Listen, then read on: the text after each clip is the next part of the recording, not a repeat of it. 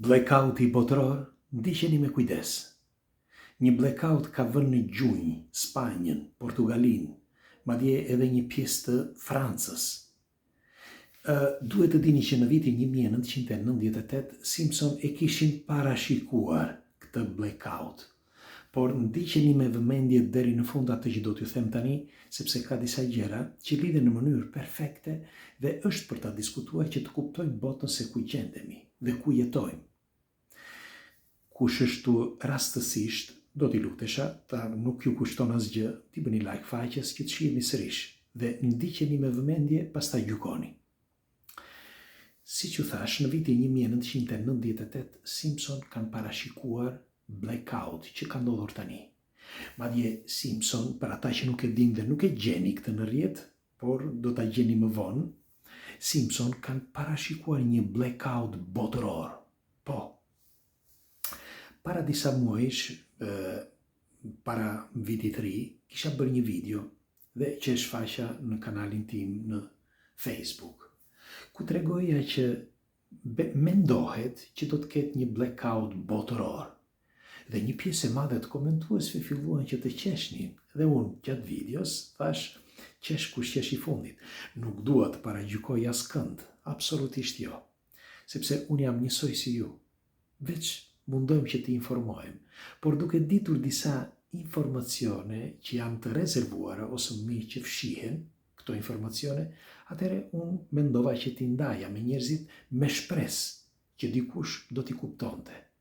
Disa i kuptuan, disa jo, pjesa dërmuese jo, sepse pjesa dërmuese flen në një gjumë letargjik, në një gjumë që ata as nuk e kuptojnë se përse jetojnë. Dhe çfarë sensi ka jeta në qoftë se ne nuk kuptojmë se çfarë kemi bërë, pse jemi këtu, ose pse jeta jonë, ose çfarë bëra në jetën time. Pra, një pjesë e madhe filluan që të gjykonin bile dikush edhe me fjalë të rënda. Nuk thash asgjë. Por japra që filloi blackout. Blackouti që ndodhi sot në Spanjë, një familjar më telefonoi me anë të një celulari të kompanisë ku punon, që është një celular satelitor, pra punon me satelit. Dhe tha, nuk mund të komunikojmë, tha, sepse ka orë që mungon energjia elektrike dhe komunikimi, dhe nuk mund të bëj dot asgjë. Po ju marr tani, tha në telefon, tha që mos merakoseni, sepse do ta merrni vesh që këtu ka një blackout. Tani, se kush e shkaktoi këtë blackout ose pse e shkaktuan, do flasim pak më vonë, por prisni një sekond. Atëherë, siç ju thash që përveç Simpsonit, që kishte parashikuar që në vitin 2025 do ndodhte një blackout, e ka parashikuar edhe Nostradamus.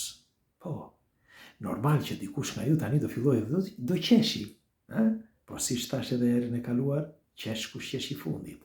Sepse Nostradamusi asgjë nuk e kishte iden fare se përse fliste. Ati vetëm i thoshin disa informacione dhe ai thjesht i shkruante. Ku ta dinte i gjori që një ditë do të shpiknin energjinë elektrike dhe që do të ketë një blackout total. Pra, një kuartina e ti, që janë ato kuartina, ato shkrimet që ai bënte, sepse kështu quhen kuartina, në një kuartina ai ka thënë eksaktësisht këtë. Bile do t'ju them, ka disa libra, por unë do të them të George Orwellit.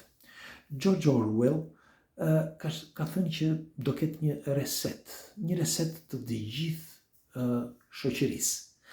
Dhe reseti do filloj me një blackout. Po, bile e kanë shkruar edhe në disa gazeta dhe revista të tjera, por unë dua t'ju kujtoj diçka që është tepër e rëndësishme. Nga vitet 1800 e ca, kemi thënë këtë në për emisione, por do ta them edhe një herë që të mbani mend dhe të kuptoni të paktën, ose të kuptojmë se në çfarë situate gjendemi dhe ku jetojmë. Sepse si thash që unë nuk do të dëshiroja që një pjesë të flen gjumë dhe pastaj kur vjen fundi, që jo fundi i botës, po fundi i tyre, vjen një moment, ose joni, vjen një moment dhe thua, ku kam qenë, çfarë kam bërë, pse nuk bëra këtë dhe pse nuk bëra atë. Pra, kur njeriu nuk është i informuar, normal që nuk bën dot gjë, sepse informacioni është dije dhe dija është pushtet, siç e kemi thënë. Dhe po thoshja, para disa viteve, në vitet 1800 e ca, 840, mos gaboj, 860. Filluan që të flisnin disa gazeta, thoshin që po kanoset jeta e disa ebrejve në Gjermani. Dhe jetojnë keq dhe është problem se ka shumë mundësi që ti eliminojnë, ti vrasin, apo ku ta di unë, gjitha këto. Dhe gazetat flisnin për vitet të tëra, deri në vitin 1916, mos gaboj. Pra, për rreth 50-60 vite, 60 vjet, gazetat flisnin pikërisht për këta pra. Shumë çudi. Kur ndërkohë, nuk, me fjalë, Hitler ishte i vogël, ishte adoleshent, dhe as që kishte ndërmend fare që t'ishte një ushtarak. Mirë pa ju bë ushtarak, u bë i madh, u bë pastaj që u bë dhe u bë lufta. Tani, pse e shkruajtën më përpara në për gazeta kur s'kishte asnjë lloj problemi, të paktën kështu dukej, që nuk kishte asnjë problem. Dhe pse kanosej kjo jeta e këtyre? Pra, e njëjta gjë po ndodh thash edhe me këtë. Pra, me blackout. Dhe unë tani do t'ju tregoj se çfarë mendoj unë që mund t'jetë, mund ta kem gabim, por do të dëshiroj një komentin tuaj, që do të dëshiroj që ta diskutonim së bashku.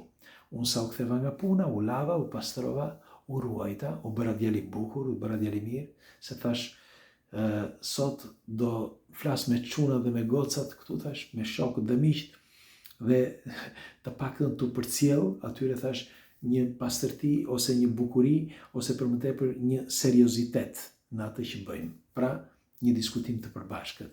Ju dua fort dhe ju falenderit pa mas, por thash edhe njerë, ky është mendimi im dhe ndoshta unë e kam dhe gabim. Kështu që do të dëshiroj një komentin tuaj. Në të ardhmen, ashtu siç e kam thënë disa herë, do të ketë lëvizje të mëdha. Dhe këto janë lëvizjet që kanë filluar prej kohësh, sepse duhet të dini që nuk është politika që vendos për ecurinë e njerëzimit. Absolutisht jo. Janë një grup shumë i vogël, dhe ky grup i shumë i vogël vendos sipas disa kritereve, sepse duhet ecur në këtë rrugë. Pra, rruga ose rrugëtimi i njerëzimit duhet të shkojë në një destinacion preciz. Dhe për të shkuar atje, se ne nuk ikim kuturu. Ndoshta dikush ka ju mendojnë që njerëzimi po ecën kuturu. Absolutisht jo. Bile do t'ju them. Do ta bëjmë në një emision tjetër dhe po do t'ju them. E pat se çfarë ndodhi mes Indisë dhe Pakistanit? Kush nga ju e kupton se çfarë ka ndodhur atje dhe çfarë po ndodh? Sepse koha është e shkurtër dhe duhet hequr forca e dikujt. Duhet rënuar forca e dikujt. Dhe s'din nga ta kapin. Jo s'din nga ta kapin, por kanë frikë se mos shpërthehet në një gjë e madhe dhe mos ketë probleme të mëdha. Kështu që ata që vendosin e kanë planifikuar prej vitesh dhe ata po bëjnë çështje mundesh që të shkohet në destinacion. Tani, blackouti, sepse të gjithë tani presin se çfarë do thot Nadiri ose shumë nga ju mendojnë, po mirë, okay, gjithë kjo rrëmuje madhe, tani pse blackouti? Tani po ja u them, mendimi im e përsëris. Ne sapo jemi futur në erën e re. Era e re, që ishte nga viti 2000, mbajeni mend, dhe këtë e kishte parashikuar Nostradamusi, era e re, pra New Age. Dhe kjo era e re, që filloi në vitin 2000, mbaron në vitin 2050. Dhe deri në vitin 2050 duhet të ketë një zhvillim të njeriut. Në fakt, siç e keni vënë re, u dha urdhër, e përsëris, u dha urdhër që të ndryshonte teknologjia dhe perceptimi dhe civilizimi njerëzor.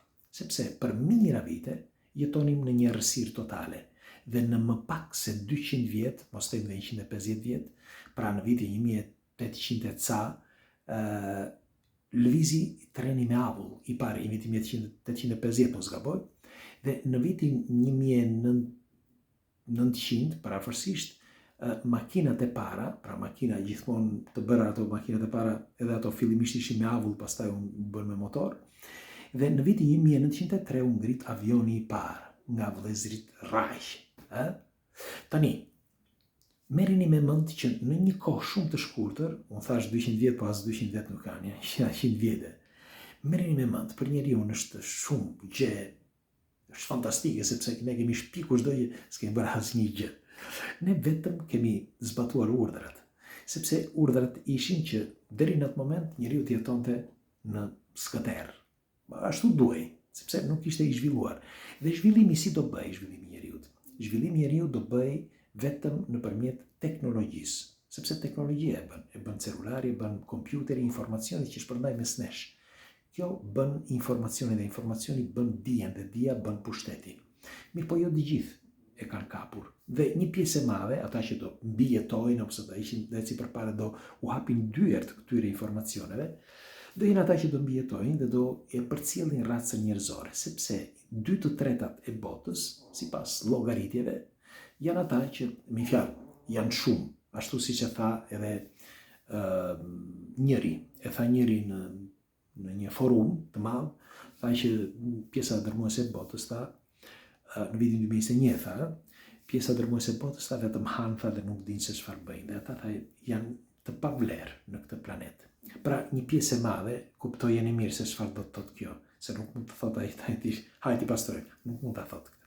Po ndodh gradualisht çdo gjë. Dhe në forma të ndryshme, çdo mend. Dhe po thoshja që një pjesë e madhe e tyre do eliminohet dhe mendohet që do mbetet 2/3 e botës. Dhe ata që do të mbeten, do jenë ata që do e përcjellin pra njeriu. Tani pse them këtë? Sepse Safroni do flas se ku do të shkojë njeriu, sepse ka një projekt dhe projekti nuk mbaron në vitin 2050. Por për këtë do flasim në ekskluziv, ndërkombëtare. Thuajeni si të doni, të qeshi kush të qeshi, por qesh ku qeshi fundit, sepse do t'ju them disa gjëra që janë, le të themi, mbahen në fshehtësi, por janë informacione që mund të jenë të vërteta. Dhe unë do t'ja u them sa afërmi. Dhe po thoshja që po sikur që këto blackout, sepse të kthehemi prapë tek blackouti, t'jenë pra pikërisht ato që japin një shtytse gjithë civilizim tonë dhe teknologjisë sonë.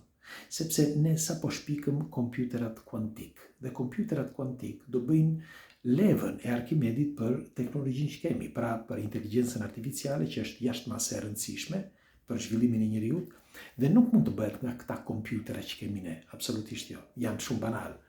Duhet të dini që ka disa kompjutera, për shembull, kemi disa shokë dhe një shqiptar që është në Itali që merret me inteligjencë artificiale me 3D e tjerë, dhe me këto avatarët, okay? Dhe ai thotë që kompjuterat e sotëm nuk mund t'i përdorësh dot me këtë teknologji, me inteligjencën artificiale që ne kemi shpikur. Dhe duhen se s'bën kompjutera potent. Ne këta këtu edhe telefonat me kalimin e kohës do zhduken.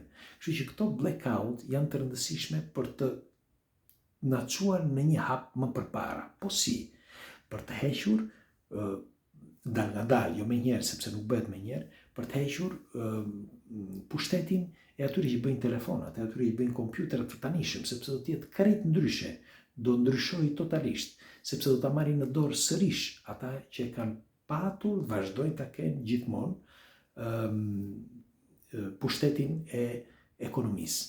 Dhe sepse ata duhet ta kontrollojnë, se ndryshe si do jetë si njerëzimi, është si puna e pulave, pulari jemi ne që drejtojnë pularin, pra njerëzit, e njëjta gjë dhe këta që drejtojnë njerëzit. Kështu që ne drejtojmë pulat, por njerëzit i drejton dikush tjetër. Kjo është në sintezë. Dhe blackoutet janë, thash, për shkak të këtyre problemeve. Dikush u ja hedh fajin diellit apo gjërave të tjera. Unë nuk jam dakord dhe po them që është ky fakti që me kalimin e kohës do ndryshoj teknologjia që ne kemi tani në dispozicion. Dhe për të vazhduar me një teknologji të re, të forte, më të zhvilluar, jemi të detyruar të përshtatemi disa zhvillimeve akoma më të mëdha kompjuterike dhe telefonike. Kështu që unë pres komentet tuaja, më thoni qofse unë e kam gabim ose jo, do të dëshiroja gjithmonë një komentin tuaj, sepse i keni vënë re duke diskutuar së bashku, dalin edhe objektiva të reja, që përveç se informohemi, por na japin edhe rrugëzgjidhje të tjera. Kështu që ju faleminderit që jemi për bashkë, pres komentet tuaja, ju lexoj dhe faleminderit pafund që jemi për bashkë. Natën.